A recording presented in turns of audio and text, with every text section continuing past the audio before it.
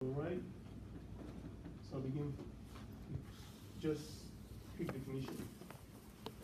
So what is tabernacle? When we talk about tabernacle, what do you get? What comes in mind? What's the first thing that comes to your mind when we're talking about tabernacle? Other than the definition, yeah. That's what I wanted to see you find. So what do you think about tabernacle? holy place. A holy place. Yeah, holy place. Anyone else? And then in natural, we think of a building. Yeah, a building. It's a place, but it's a physical. Yeah, physical building. Yeah. So the tabernacle, just normal definition, was a tent or a sanctuary that was created, started in the Old Testament. First started with the children of Israel when they came out of Egypt. A building used for worship, as you said, a holy place, and a dwelling place of God manifest presence. So pay attention to these main things. The main themes we're going to touch, and we'll talk about it later, is the fact that it is a place where first God's presence manifested, because obviously God is present everywhere. He created the whole world, the universe. God is 100% everywhere, but in the tabernacle we're talking about his manifested presence. That is his glory is manifested there than any other place in the universe. And then worship and movable. Significance of the tabernacle. So the interesting things about what we're going to be studying today, if you think about it, the Bible spends just about first 2 chapters talking about the creation, God's creation of the heavens and the earth. And can you imagine that throughout the Old Testament, about 50 chapters are dedicated just to the construction and all the things surrounding the tabernacle, how it is to be used and maintained and everything. So what does that put in mind? What attention does that bring to you? Why did God assign that much time to talk about the tabernacle? Why do you think so? Significance, the importance of, like this, for the holy place. Exactly, holy place. And this is going to be the focal point of their spiritual relationship with him. Absolutely. Everything is going to go that way Yeah. that. Yeah. And that's an interesting, very important point. So if you look at the 7 days of creation, God created everything, but the crown of God's creation is man, right? So really, we are the representative of God's image. Like he said, when the Trinity were creating man, they said, let's create man in our image. And so it makes sense that God is going to spend more time talking about what it really means to be in his presence, because that's far more glorious than anything, and that is what really that's what interested him by talking about the tabernacle. And Christ is the true tabernacle, as we see. Colossians 1:19. I think we're going to read that later. I'll begin with. So I have a quick question before we start. Just to recap what Brother Bowser was supposed to talk about. He was supposed to talk about the provision of the law and the 10 Commandments and then leading up to the building of the tabernacle. So why did God have to give the law before the tabernacle? Why do you think that happened? Why the law first?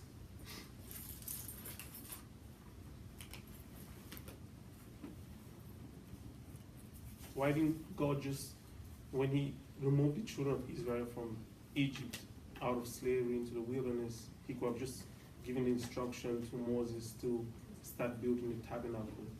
Why did he have to introduce his commandments first? Why was that so important? One of the things that comes to mind, we talked about at the beginning of this session, is they've spent so much time in Egypt and all of their ways, and they were born into that environment. So given the law, it could have been a process of changing their perspective from what they were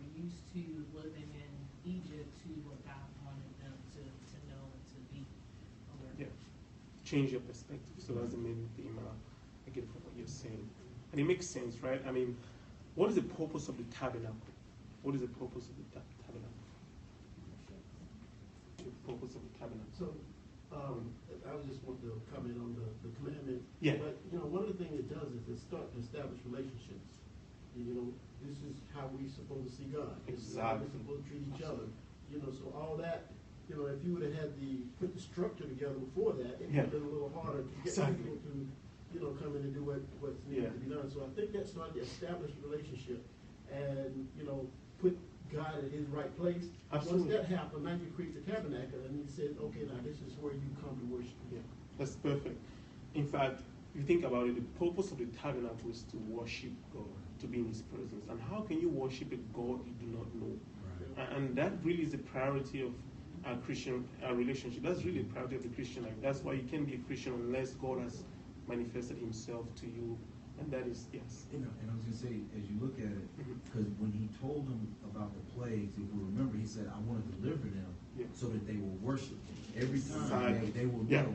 But as soon as they got out, the worship didn't take place. It was complaining, demands, questioning why they're in the situation.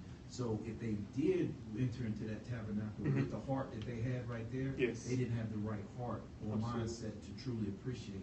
Even all they seen him do and all that he had delivered them from, they still truly didn't get it. Absolutely. They needed to know the... And also, you think about, they didn't, I think as Phoebe was saying that, they didn't know who God is, he's like, who should I see? Most like, I am that I am. But even then, they don't really know his nature, or we see some miracles.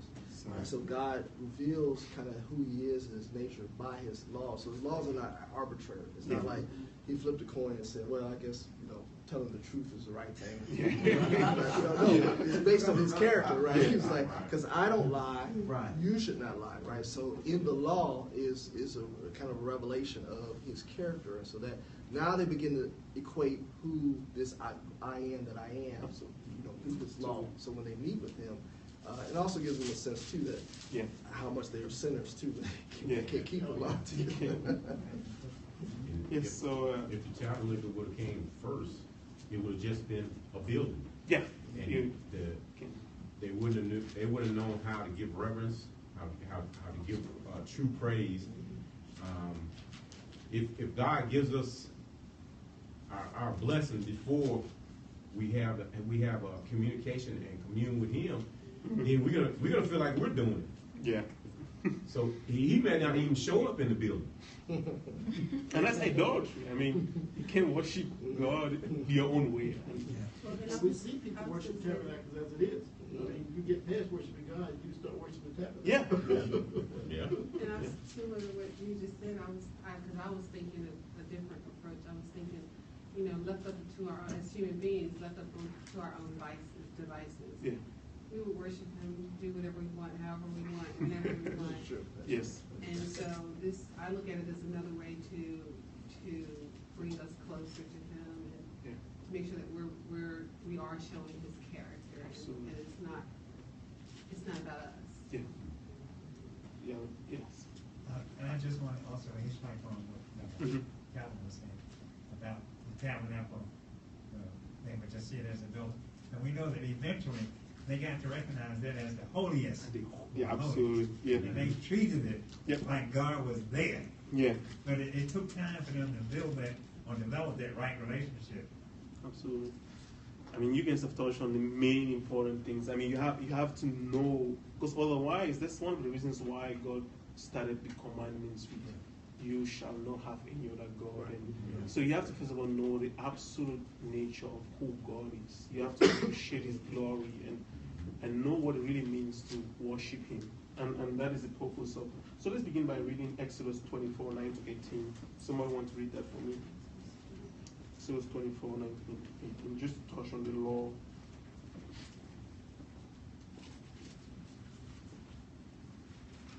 Exodus 24. 9 to 18. 19 and 20. Oh, just 19? Yeah, 9 through 18. Oh, 9 to 18, yeah. I'm sorry, say it one more time. 9 through Yeah, verse 9 9 through 18. 9 to 18. Then Moses went up, also Aaron, Nadab, and Abihu, and 70 of the elders of Israel. And they saw the God of Israel. And there was under his feet, as it were, a paved work of sapphire stone. And it was like the very heavens in its clarity. But on the nobles of the children of Israel, he did not lay his hand. So they saw God, and they ate and drank. Then the Lord said to Moses, come up to me on the mountain and be there. And I will give you tablets of stone, and the law and commandments which I have written, that you may teach them. So Moses arose with his assistant Joshua, and Moses went up to the mountain of God. And he said to the elders, wait here for us until we come back to you. Indeed, Aaron and Hur are with me. If any man has a difficulty, let him go to them. Then Moses went up into the mountain, and a cloud covered the mountain. Now the glory of the Lord rested on Mount Sinai, and the cloud covered it 6 days. And on the seventh day he called to Moses out of the midst of the cloud. The sight of the glory of the Lord was like a consuming fire on the top of the mountain in the eyes of the children of Israel. So Moses went into the midst of the cloud and went up into the mountain, and Moses was on the mountain 40 days and 40 nights. Can you imagine what this must have felt like for the children of Israel to see God for the first time? I mean, that's not even the full manifestation of his presence, but just the fire of God. And I just want to read a quick part in Exodus 20 just to show you how this affected them. Exodus chapter 20, verse 18 to 21.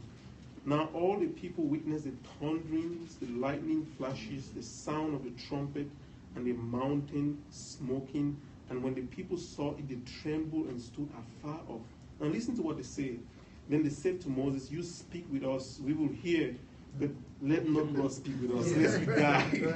And that is what the glory of God does. And I think when the Bible talks about the fear of the Lord, it's a reverential fear. And that is really what transforms our understanding of God's presence and places us into an environment where we can really receive his teaching and really understand what he wants of us. Otherwise, they would just take God for granted. They were, and don't forget that they came out of Egypt where people were serving all types of gods. Yes. And so it's easy for them to just, oh yeah, we can have a God of the sun, God of the moon, we can just create our own God. But this is the real God. And they needed to see that this God is different from everyone else. And that's why we need to continually stay in prayer, because it is so easy to fall back into Absolutely. our own selves and our own habits. Yeah. And we still do. I mean, this is going to happen, and we still do. But it's so important to continually, when that urge to, somebody cut you off, and that urge to just, do something you're not supposed to comes on, that you just, you have to stay prayed. Absolutely. And you use the awe of God. If you, if your fellowship with God is weakened, there's that awe that's left, and it's just this downward spiral. That's what we do. We really need to study his word. So the next thing we talked about is, so you guys mentioned all these. We can.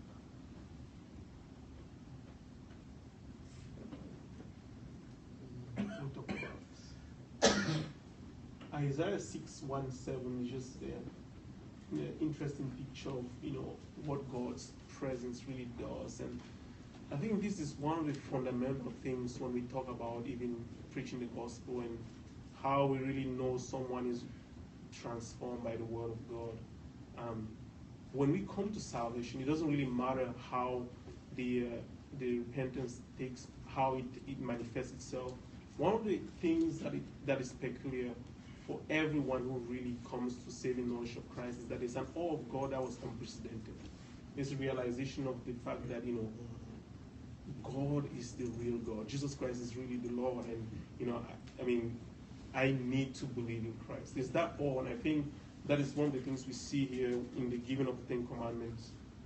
As the children of Israel first experience the awe of God.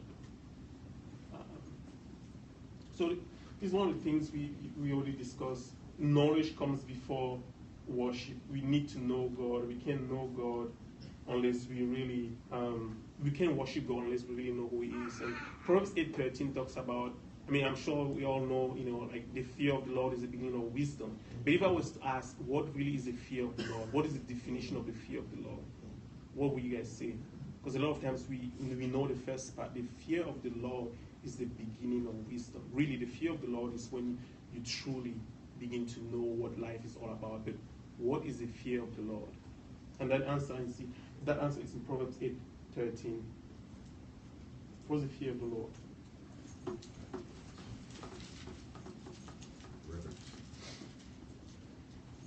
In the meantime, before we talk about the tabernacle, anyone wants to volunteer to draw a sketch of how the tabernacle looks like? with all the instruments and everything? Anybody?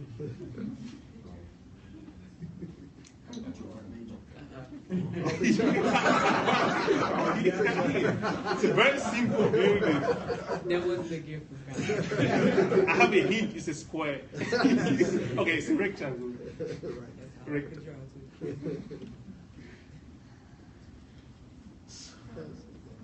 Proverbs 8:13. Okay. Proverbs 8:13. Yeah. The fear of the Lord is the hatred of evil, pride and arrogance, and the way of evil, and perverted speech I hate. And that really is the definition of the fear of the Lord. So this is what we're going to be talking about. As you see, it's about probably 2/3 of the size of an American football field. And this is the main building. You have the inner room. This is the Holy of Holies, the most holy place, the holy place, and this is the outer court. You have the altar of sacrifice, the laver, and I mean, we're going to talk about all the things in here, just to give you a very simple sketch. So you have the outer court. This is the place. As you enter, guess the first place you see is the altar of burnt offering. That's where the sacrifice takes place, to remind you that you need to have your sins cleansed. And then you have the laver where washing takes place. Then we have the table of showbread in the holy place. We have the table of showbread, the lampstand. We have the incense altar where prayer has been offered. And this is the most important place right here. Now, the design of the tabernacle is interesting. As you think about all these specific instructions that God gave Moses for the tabernacle, what is the first thing that comes to mind? Why did God require such meticulous measurements and colors? And, those things were not random. I remember I used to read the book of Exodus, and I would just go through that quickly. I didn't understand why goat skin and ram skin and goat hair and red and purple. Actually, the more I studied, the more I realized they all have very powerful symbols, and we need to study that today. At least touch on some of that. Any idea why all the specific instructions? And the next question, what part did God start with when he wanted to build a tabernacle? Or normally when we want to when we are thinking of making a building, what is the first part of the building? What do we start with first? When you want a foundation. But before then, you build you just come with a sketch, right? The building first, a sketch of the building, of the outline, and how you want the building to be, right? But it's interesting that God didn't start with that. He called Moses and said, okay, we're going to build a tabernacle, but he begins with instructions on how to build the ark. That's to tell you, really, the tabernacle has no use unless that ark is there. That's right. So we're going to begin by talking about the ark, because that's the most important part. And quick sketch of the ark, you probably already know all the main items on the ark. So the main things to remember is right here, the inside of the ark. What is found right here? Anybody? What's found inside the Ark of the Covenant? 10 Commandments. That's pretty much the character of God. And then who are these people? The cherubims, and they represent the glory of God. And what is here? What is the covering of the ark? call it the cover. What is that called? The atonement cover, the mercy seat. Just a better 3D image is how it looks. So we have the cherubims, we have the atonement cover. This is where the blood is placed when the priest makes the sacrifice. Inside we have the 10 Commandments, 2 tablets, and what's on the first tablet of the 10 Commandments? The 10 Commandments are 2 tablets. How are they divided? And this is very important also to know why the division is made. How are the 10 tablets divided? The 10 Commandments divided into the 2 tablets. Relationship with God and relationship with man. So, man and man. God and man. God and man, man and man. So how many commandments address relationship with God? How many commandments? Anybody want to name the 10 Commandments? Or how about we go around the room and start here? Commandment number 1. But, so this is how it looks. Mercy seat, cherubims, commandments are in here. And the mercy seat is where the blood is placed. It represents, as we're going to talk about, it represents the sacrifice of Christ. And the first 4 commandments are relationship with God, and the last 6 was relationship with man. So things about the Ark of the Covenant. So what does the Ark represent? Someone please open Luke 1:32, another one, Hebrews 4:16. What does the Ark represent before we read that? What does the Ark of the Covenant represent?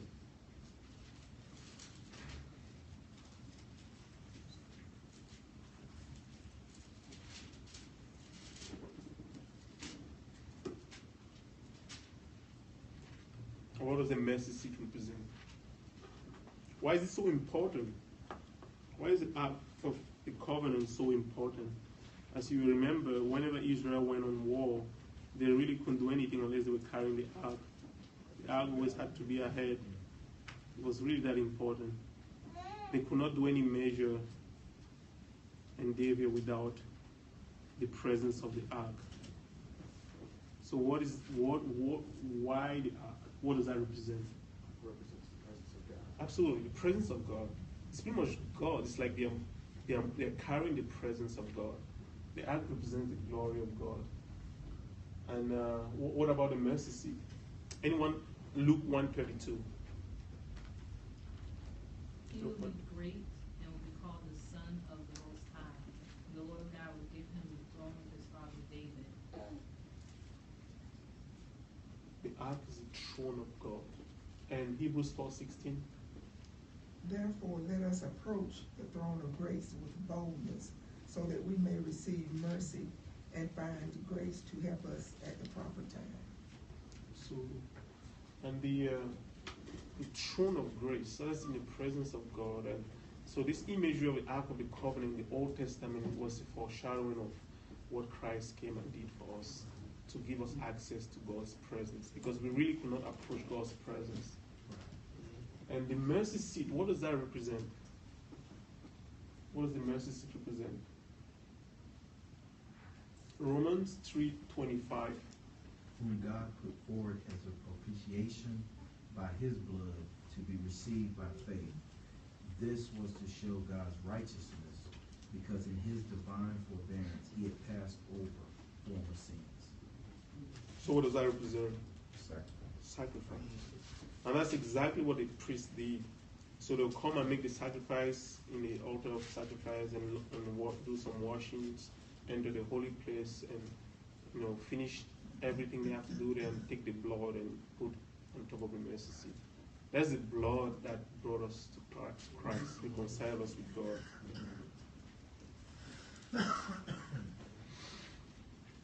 So I'm going to give a quick, as we're doing this study, I just want to touch on a few practical things. Obviously, as we're studying these things, when you're just trying to see the glory of Christ in the Old Testament, we also want to see how this should practically affect our fellowship with God. And I just want to talk about a few things that I thought were pertinent to the Christian church today.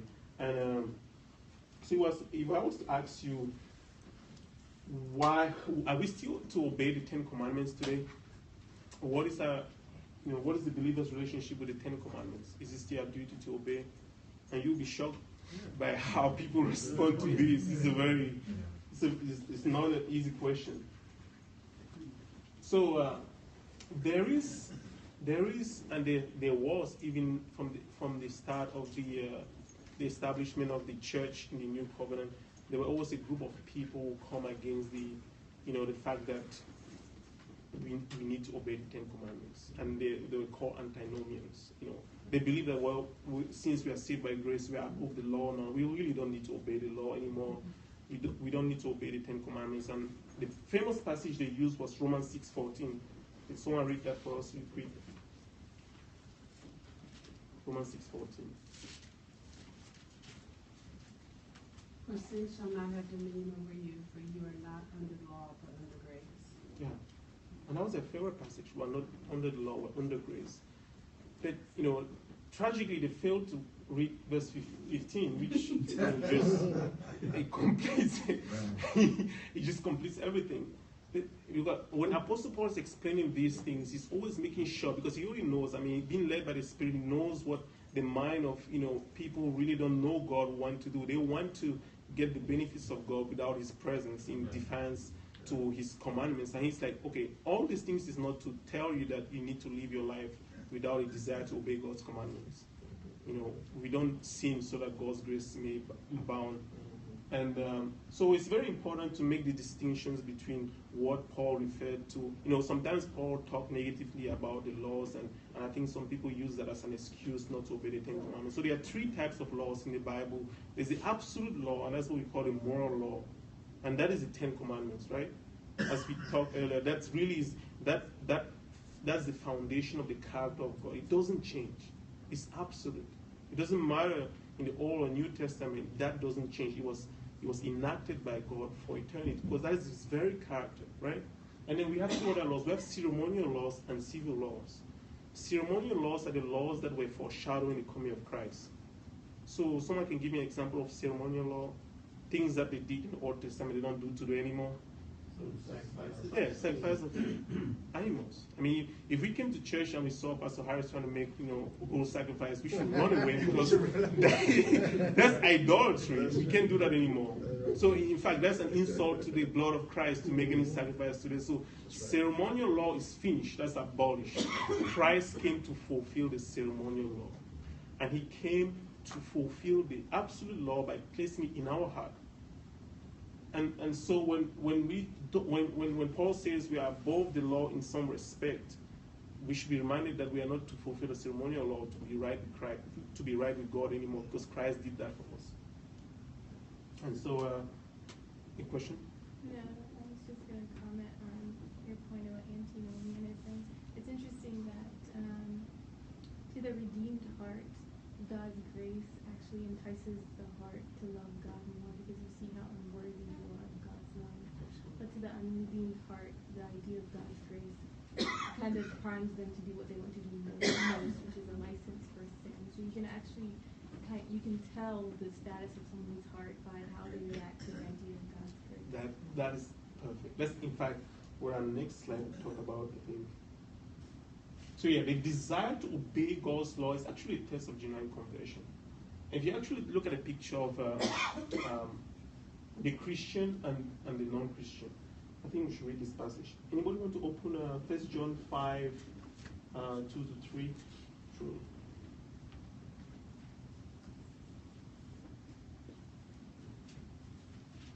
By this we know that we love the children of God, when we love God and obey his commandments. For this is the love of God, that we keep his commandments, and his commandments are not burdensome. Commandments of God are not burdensome to us. I think that is one of the things that reveals to us how we can even come to be convicted of our salvation and even be able to test the genuine conversion of other believers. That is a key. True Christians are burdened by sin. They are not burdened by the God's commandments. False converts are burdened by the commandments. And I think there's a dichotomy here. When you're a Christian, you are a citizen of heaven. Your burden is, man, how can I get rid of this sin? Whereas the false convert, that is not their mindset. They are not trying to get rid of sin. They are trying to get rid of the commandments. And so they're always trying to get, come up with excuses to make their life better, comfortable in sin. And so the burden for God's commandments goes away gradually when you're truly convicted of your salvation. There's a desire to obey God's commandments.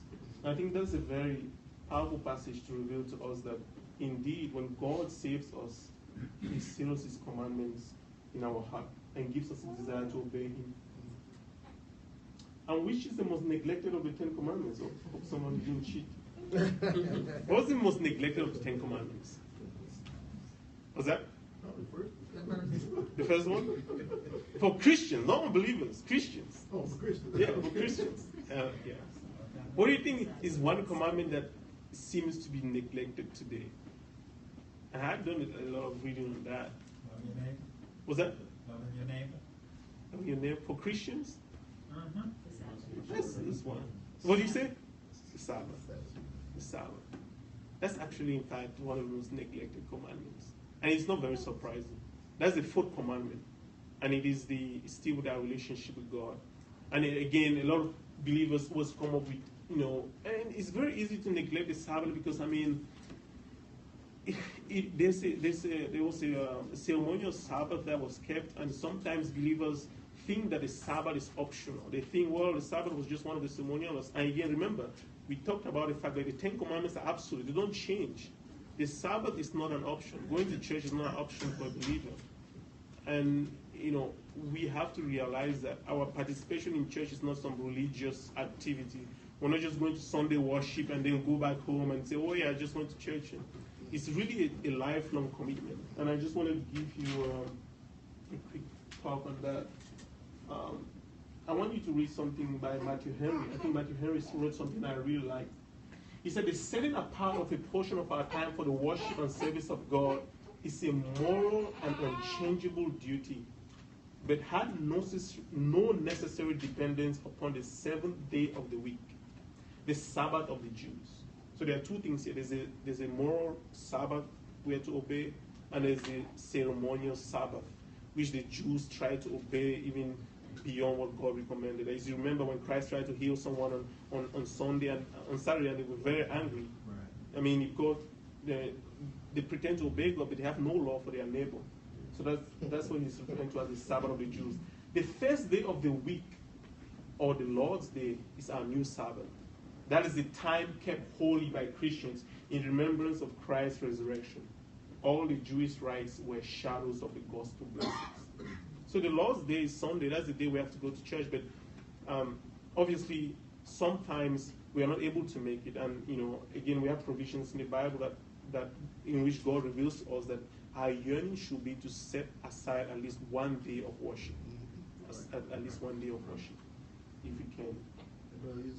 You think about when the law was given, and you talk about the Jewish Sabbath, it was based upon creation, right? So even in creation, God said, I'm going to take time to rest, not because God was tired, but so that creation would stop being so, busy with the creation and take some time to recognize the Creator, right?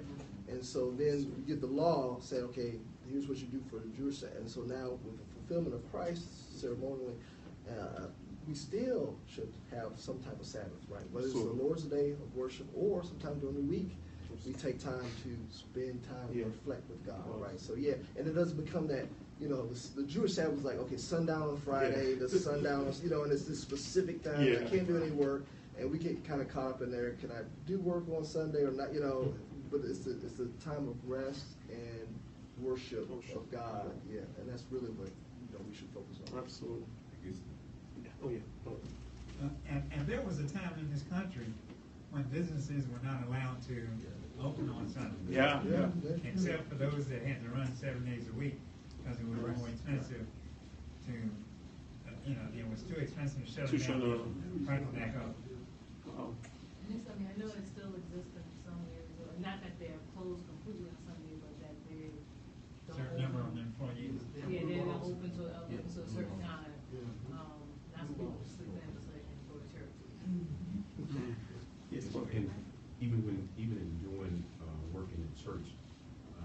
start to stop and have a Sabbath, because you get caught up in the work and you forget about who you're working for. And before you know it, it's just like another job. And it's not just another job. And before the love and the concern that Christ wants you to deliver with that message, you're not delivering it because you're like, hey, how you doing? And you're like a robot. Yeah. And what comes from the heart reaches the heart. So if there's nothing coming from the heart, you can't. Oh, that's fine. You can talk. I'm just going to say, with the challenge, this is a challenge that we have with ushers. Yeah. Because when the ushers on duty, it's not like they're worshiping, they're watching, and but they still have to engage in the worship. Yeah. And sometimes if you kind of watch, they're looking at, when they get the break, you don't see them. So so the challenge we have is that you really need to engage in worship, because if you don't do it at some point. If you're not doing it at home and you're not doing it here at church, then you're going to start to feel that weight, that burden. Absolutely. Going to come on you. Yeah. I guess I have a question for everybody. We're talking about Sabbath, iron the Sabbath, and taking time to stop. Can we go through the mechanics of doing that? Because I know in this 24/7 culture, even the word is available everywhere. I can read the word driving my car if I wanted to. I can read the word from anywhere. But having that Sabbath experience, how do you really go about doing that? And I mean, is there? I know ceremony kind of prescribes the how of doing this, but how do we do that? And, you already talked about how Christ really came to embody, maybe kind of take, I don't know what the perfect word for it, but take over the ceremonial law in a sense. So, but we know that ceremony helps us do things in a manner that's going to be appropriate. So, what are the mechanics of doing, of experiencing the Sabbath in a way that's the way it's intended, as opposed to just going through the motions? Right. Yeah. That's a good question. I don't know, to me, the Sabbath means communing with God without any other distractions and following His way of worshiping Him, not my way. I think there's other, the Sabbath is not just the absence of doing nothing, like, it's not just, okay, I'm just going to do nothing, right? And this is my Sabbath, sometimes we kind of say that, well, I'm going to be lazy on Sunday, this is my Sabbath. I don't think that's really the absence of doing no work. I think Sabbath is, all right, I may stop a lot of distractions, but I'm going to take some time to either I'm reading the Word, maybe I'm praying, or even if you're like doing some type of activity, but in the midst of that, if you take a walk, I'm really reflecting on, the nature Christ creates, or I'm taking a bike ride, or I'm doing a little something in my garden, right? Or I'm playing with the kids and I'm thinking about, wow, God has blessed me with this family, and it's the kind of that intentional to really reflect, versus other times you're kind of so busy, like you said, you don't even kind of connect the dots. But on that Sabbath time, I think you really should be more intentional, of at least thinking about these activities I'm doing. God gave it to me, I'm thankful for it, and spending some time doing that, right? So it doesn't become mechanical, like you said. So it's intentional to commune with Christ, not say if I know she got a list of stuff she want to do on Saturday. I'm gonna look. I'm gonna be on the Sabbath. I'm just throwing something out there. I like that, Calvin. So I'm gonna be doing this till 12, 3 o'clock. So there can't be an underlying reason. Right. You have to be doing it from the heart to Him. Yeah, that's right. Because otherwise, you're wasting time. Because we always talk about the Holy Spirit speaking to us. But if you're so busy and you don't take that time to reflect, the Holy Spirit speaks. You don't hear anything. You're busy listening to radio. And I think it is so important in strengthening us. It's not just the rest. It's the really engagement that it strengthens you so that you can take on whatever is coming your way that you may not know about. And sometimes you got to challenge yourself, because if you think about like our phones, Yeah. It's got everything now. We get our emails to it. People can text you. They can call you. The question becomes, okay, Lord, I want to take time to be with you. Can you put your phone away and walk away and then come back? Or are you there and you're like, okay, Lord, I'm communing with you, but all of a sudden, on TV, or computer, And that's, that's not giving his truth when you do that. Or I'm gonna read my word at night. I'm gonna some people, they dress it up real nice. I'm gonna close my night out with the word. And really what it is, you're like, and then you wake up 3 hours later. True. Yeah, so it's like you said, it's gotta be intentional where you block other things out and truly bask in his greatness and his awe. So what I get from you all is the fact that you have to start with your personal communion with God. Brother, you have something to say? Oh, I thought you had something to say. Moved it.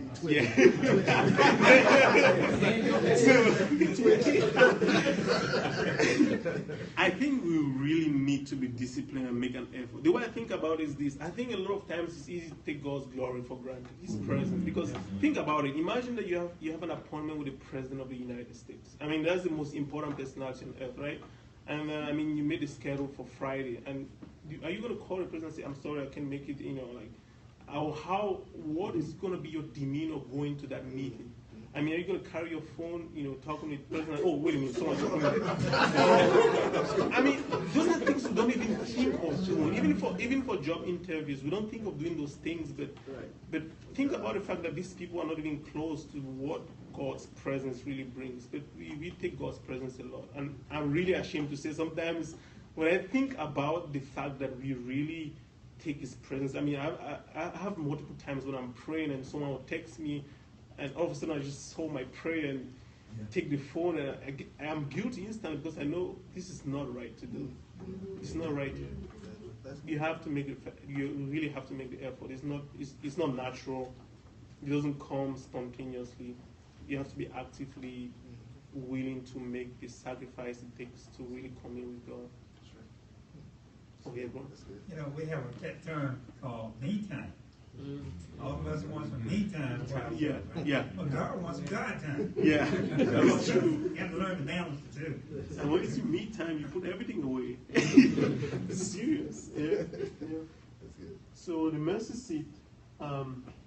So as we said, it represents the sacrifice of Christ. As the name implies, mercy. Mercy is. So what is mercy? What's the definition of mercy? Probably already know. Someone can open Hebrews 9:12 and Romans 3:23. So what's the definition of mercy? What is mercy really? You deserve something bad and you get something Exactly. good. Exactly. So how is that different from grace? Grace. Get You something. don't get what you deserve. No, That's mercy. That's mercy. That's mercy. grace is Getting what you don't deserve. Mercy. Yeah. So what do we really deserve? We deserve. We deserve the dreadful wrath of God. And so when Christ was pouring His blood on the mercy seat, and for Him that was on the altar, when He poured His blood there, that was for us. He was taking the wrath that we deserve.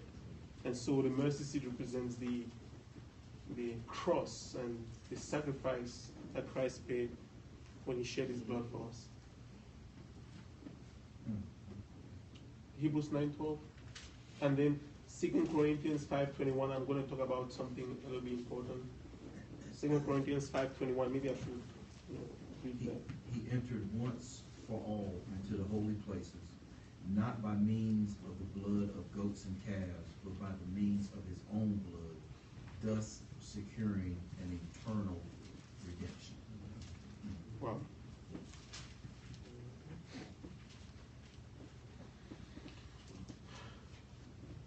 Romans 3:23-25. Once and for all, as you remember in the Old Testament, it was over and over. Every year they had to do atonement, and it was never enough. But Christ did it once and for all, perpetual, continuous service. Romans 3:23-25. For all have sinned and fall short of the glory of God, and are justified by his grace as a gift through the redemption that is in Christ Jesus, whom God put forward as a propitiation by his blood to be received by faith. This was to show God's righteousness, because in his divine forbearance he had passed over former sins. Absolutely. So that is a mercy seat, is what Christ did on the cross for us. And I want to talk about something really important. 2 Corinthians 5:21, which I think sometimes we may not really think about very closely. For he made him who knew no sin to be sin for us, that we might become the righteousness of God in him. So really, when Christ died on the cross, he wasn't just he wasn't just shedding his blood. He was giving his whole life. So it is as if, I mean, Pastor Harris explains this way. Every time that we sin, what is accounted for us is the righteousness of Christ in that area that we sin. Or in any area of our life that we sin and we came short of the glory of God, the righteous life of Christ was accounted to us. That's what we call imparted righteousness. And that is the image we get from the mercy seat also. That so realizing that really Christ's sacrifice on the cross was not lessening the judgment of God in any way. It wasn't like God was like, okay, now he died, now I can overlook sin. No, it was still serious. God was like, okay, he is dead, but he took upon himself all of our sins. So when God sees us, he sees the perfect righteousness of Christ that is given to us that we do not deserve. So that's imputed righteousness. And imparted, of course, we know that now that we already have made it to heaven, then God wants us to be holy, even though that's not what is going to get us to heaven. And in fact, that's one of the only thing that makes the Christian faith unique from all the other religions. In every religion, you're trying to get saved. You really are trying to get to heaven.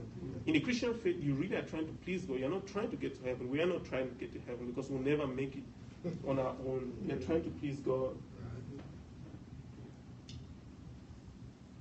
Now, the veil. So, just to give you a quick recap. So, we talked about the ark. So, in the ark, we talked about the most important thing, the mercy seat, and the fact that the ark represents the presence of God. We talked about the 10 Commandments inside the ark. And then we are moving out from the holy place, and there's something here separating the most holy place and the holy place. What is that called? Why is that important? Why is the veil there? And the veil was very thick material, very thick curtain. Why is the veil there? It was only certain people could go into the Holy of Holies, so that was to separate the people who can and can't. Yeah. Separate those who can go into the most holy. What about the most holy place? Why did God have to separate? Why did he have to make it so difficult to get into the most holy place? To a degree, that goes back to when Moses went up on the mountain, and he was in the presence of God, the actual presence of God. So, and he had to be, God had to shield him from his grace, because it was so illuminating. Yeah. Yeah. And I think it also indicates the relationship between God and sin. Because, sin in the presence of God, sin loses, right? Yeah. And so you have this situation where God is present inside the most holy.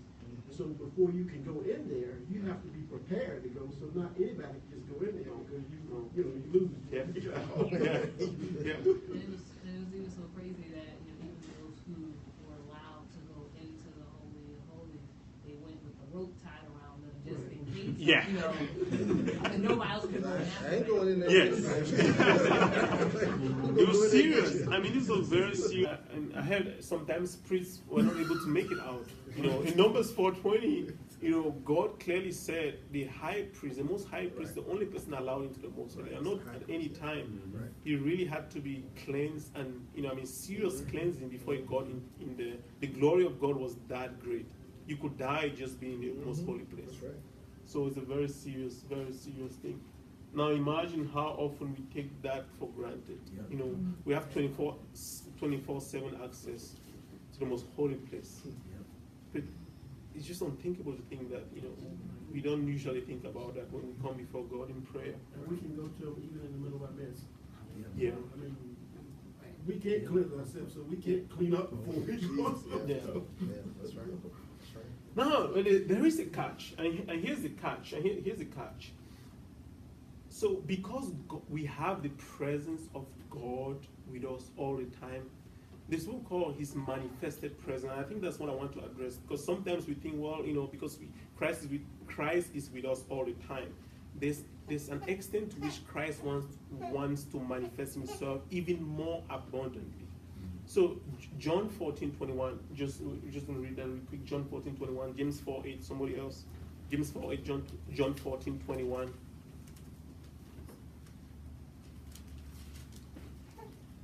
Whoever has my commandments and keep them, he it is who loves me, and he who loves me will be loved by my Father, and I will love him and manifest myself to him. So who was, you just backtrack a little bit. The Apostle John wrote that. Who was he writing to? Believers or unbelievers? Writing believers. Yeah. So he's telling believers, if you keep my commandments, and this is pretty much God speaking, if you keep my commandments, I will manifest myself to you. But wait a minute, I thought we have the presence of God. Why is God talking about manifesting Himself again? Somebody read James 4:8. James 4:8.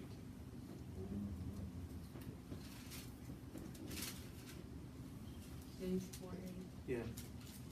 Draw near to God, and He will draw near to you.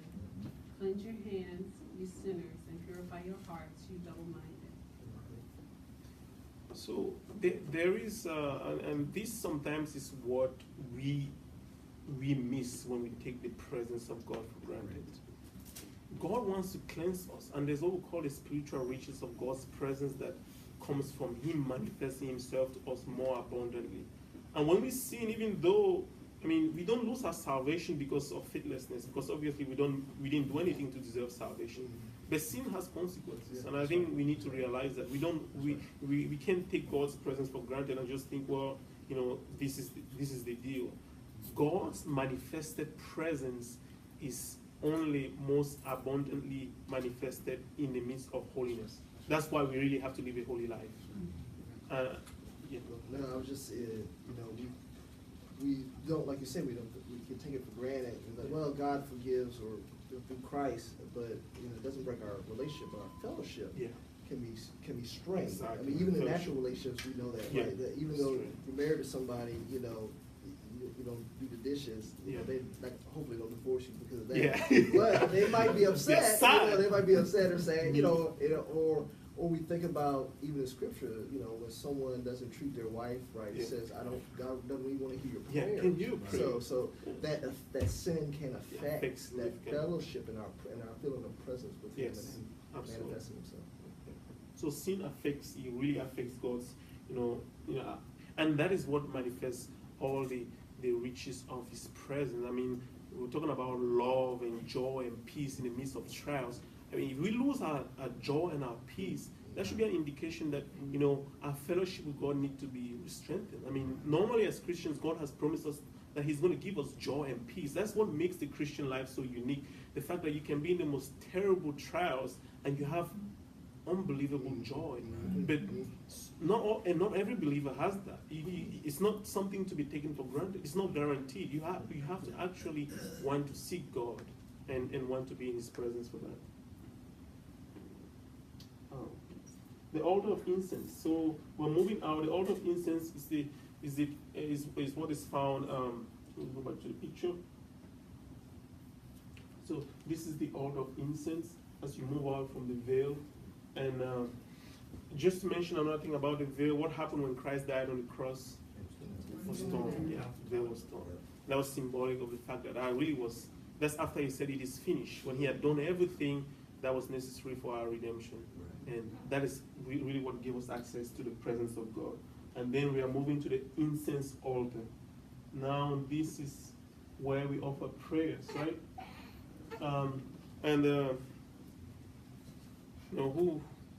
What about the incense altar?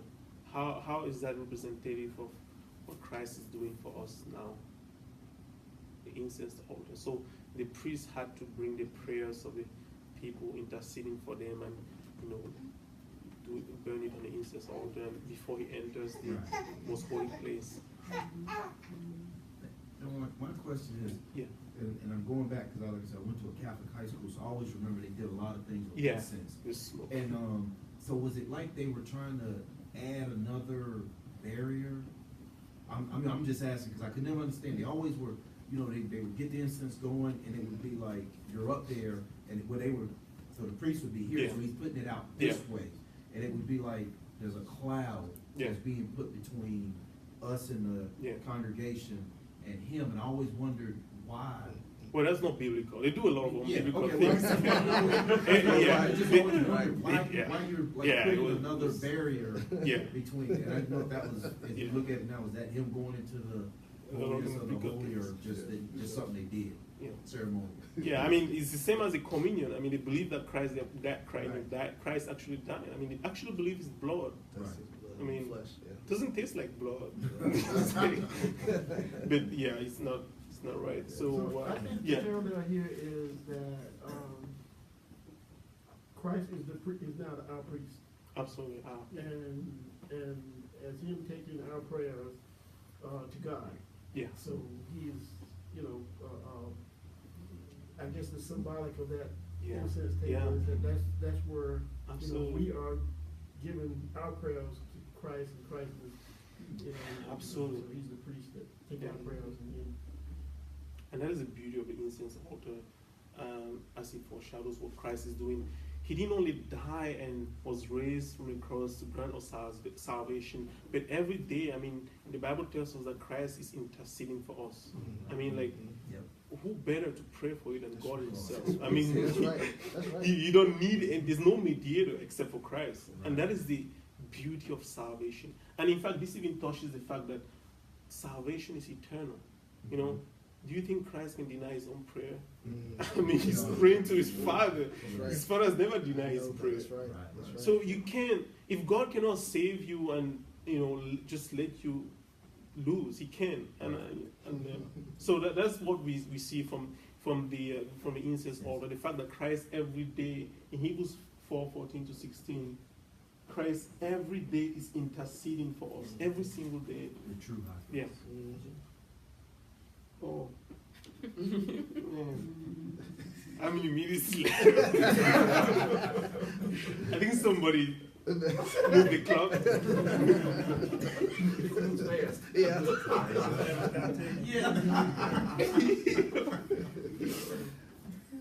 Oh man, we're not even halfway.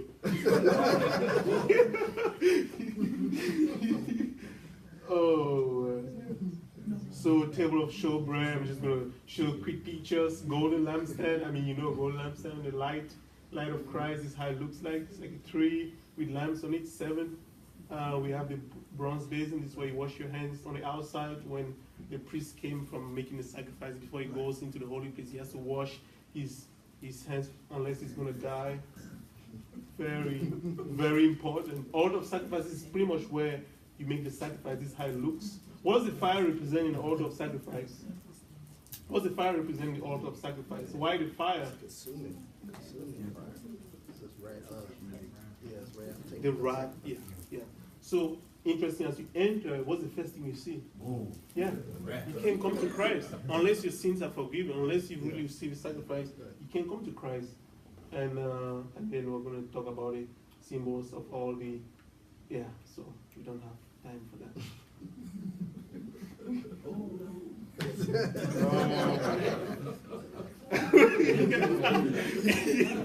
Any comments, questions? I have to fix the clocks. You'll pop the battery out.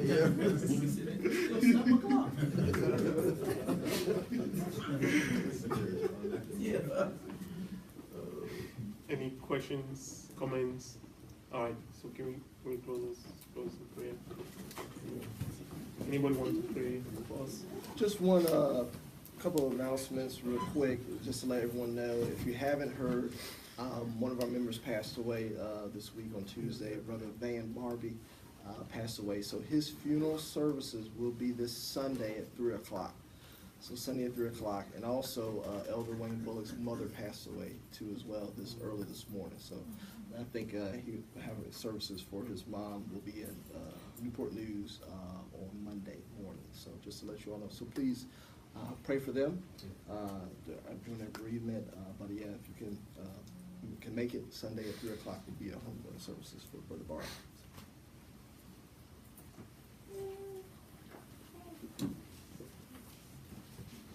Anyone wants to pray for us, please? For listen. Yeah. Lord God, first of all, we just want to thank you. Thank you, sir. Thank you. When we stop long enough to really just think about what you've done for us. Think about your character, Lord. It amazes us, Lord. And sometimes we don't do that enough. We don't stop to reflect on you, Lord, because when we do, it amazes us, and we come away in awe of you. And sometimes I think, Lord, we get into our sinful ways because we lose that awness, we lose that fear. We are so busy doing our things, so we don't stop to think about, how is this affecting our Savior, our Creator. And so, Lord, we just ask that you forgive us.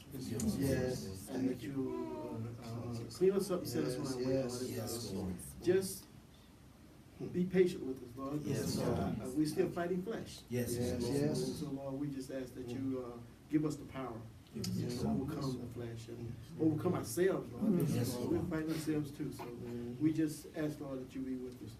We want to thank you, Lord, for this lesson. Yes, Lord. Amazing way to look at the Old Testament and see how Jesus is being revealed. Yes, Lord. How everything is pointing toward the work that Jesus has done on the cross. Yes, Lord. And you would think that the people who lived this and had that history would understand what Jesus was doing, Lord. But we understand that not everybody is going to understand Jesus. Yes. Everybody will understand, and that there are some that are chosen. So, Lord, we just so thankful that we are among those that are chosen. I mean, that's something to be really thankful for, Lord, because those who are not chosen wouldn't have a chance.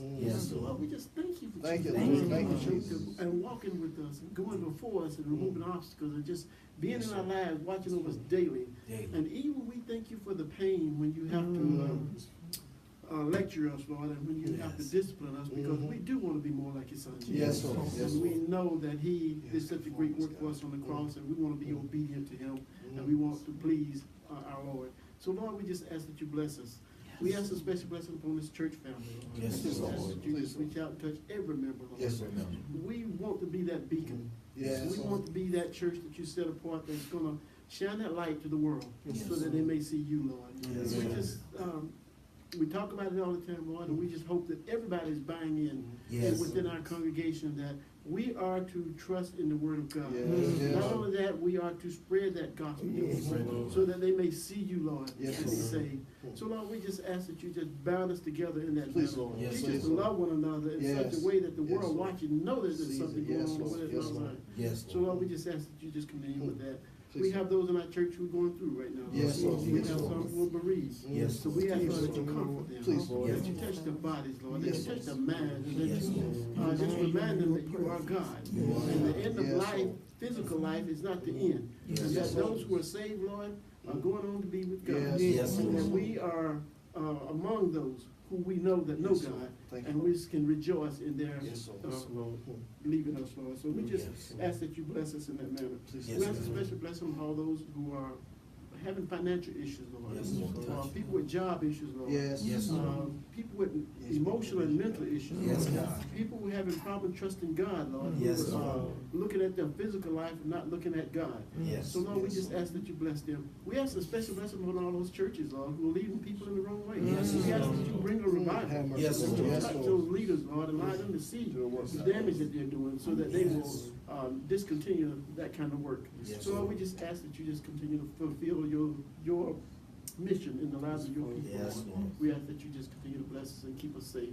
We ask, Lord, that you touch the leadership of our church, and that you continue to build them up so that they can continue to give us the word, so that we can continue to walk in your word. So, Lord, we just ask that you not forget those who are not saved. Yes. That you Yes. continue, Lord, to touch them, to continue to probe at their hearts. Yes. Continue Yes, to, Lord. Yes, Lord. Yes, Lord. get in their way if you have Yes, to, Lord, Lord. and Yes. so that they can't see anything but you. Draw So them Lord, yourself, we Lord. just ask Yes, that you Lord. touch them and Please, Lord. that you touch us and give us what to say, when to say it, and how to say it, so that they may even see you in us who want to be saved. Yes. We ask for your protection upon our families, Lord. Yes, And we Lord. ask that you protect us as we leave. Yes. We love you, Lord. We ask all these things in Jesus' name. Jesus' name. Amen. Amen.